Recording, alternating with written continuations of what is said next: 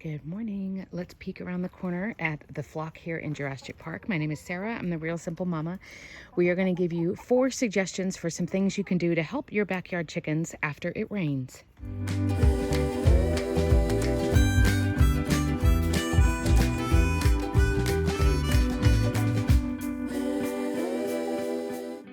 We have 4 suggestions as we're getting into changing seasons, at least over here in North America.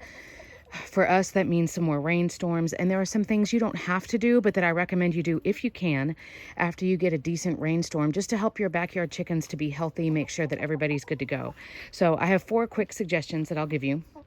The first is that after a good rain, if you have any silkies, any bantams, or any chicks or teenagers, essentially any kind of chicken who isn't fully feathered with these typical chicken feathers, these waterproof feathers, make sure that nobody got wet.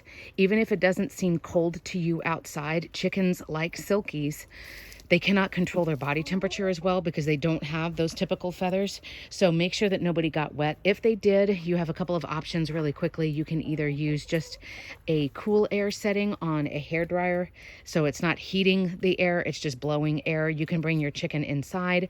You can towel dry them just to get as much of the moisture off as possible. But the first thing is make sure that none of your chickens who, again, don't have these full feathers, the shiny, smooth, waterproof feathers, make sure that everybody is not soaking wet, because that can cause some health problems for them. The second is go out and make sure that none of the chicken feed got wet. Now, we've had some conversations recently on my channel about fermenting feed. That's different. That's a process that you control. But if your feeder has gotten wet, that food is going to mold and it's going to get gross. Now, you would hope that your chickens have enough discretion that they would know that it's molded by looking at it and they wouldn't eat it, but it's not worth the risk. So you can see I actually have some of my signage up right there on that corner, and that's on purpose. That's in case we get some wind with our rain, that it doesn't soak the feed because it'll ruin it. The next is, and this is especially true for those of us like in Texas and in the southern United States, go out afterwards and make sure there's no standing water, because that's going to be a breeding ground for mosquitoes. Mosquitoes tend to have their entire life cycle within like 100 feet or so of where they were hatched, where the eggs were laid. So if you have standing water around in your chicken run, those mosquitoes are going to go through all of their changes there, and they're going to live their whole life cycle right there by your chickens. So go dump out all of the standing water. Make sure that that's not a problem.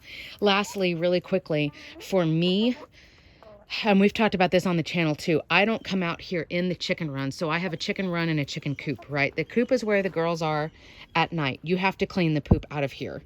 And I have videos about why, and ventilation and circulation and ammonia breakdown and all of that stuff. But out in the chicken run out here, because they're out in the open, I don't clean the poop out of the run. I just let it go through its breakdown process. But after a rain, it's a really good idea to come out and agitate the soil. By that, I mean, get a rake, get a shovel, get whatever. It doesn't have to be like a nice, neat process. Your chickens are out here in the dirt. But when everything is wet, that's a really good way to speed up that poop breakdown. So come out and just agitate. Just dig everything up, move it around. You can make some little piles. Like I'm always moving these excess rocks out of here, taking buckets of rocks out. It's a good time if you want to put down a new material, which I have a video on that as well. But there's everything from peat moss, which can be a little bit more expensive, but it smells wonderful. It's super absorbent. It's really nice and soft. Again, peat moss would be only out in an open area. You wouldn't put it like in a small area where ventilation is not as good. Mulch. I've talked to you, some of you Texans, especially if you're around San Antonio like me, a lot of the big cities, when they go and they trim the trees for the city, or they're re-landscaping for the city, you can go to certain city areas and go get like truckloads of mulch for free. And you want, for your chickens real quickly, you want local hardwood mulch. So you don't want anything that's got a whole bunch of dyes, colors, obviously no pesticides in it. But a lot of times the local stuff from the trees that just grow in your area, that is the best stuff. And so all of those things will help with the breakdown too. But after everything's wet, go out and just agitate it. Just get a rake, stir everything up, mix it up, dig it around, and that helps with the poop breakdown as well.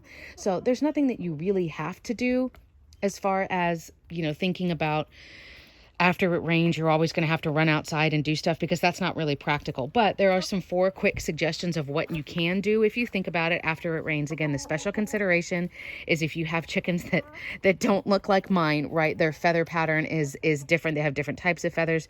The ones that I'm thinking of off the top of my head, again, are silkies, frizzles, and then of course if you have chicks outside or teenagers outside, so they're not fully feathered yet, just make sure that they're not getting wet, that they're not getting chilled. Keep the mosquitoes out of there. And then there's some other things that you can help look at as well, just to help with your backyard flock. If you have questions or if you have more ideas, of course, drop them down in the comments below. We appreciate you being patient with us as I've started a full-time job. But we still have the love for our girls. We're still outside and we'll keep making content for y'all. Thanks.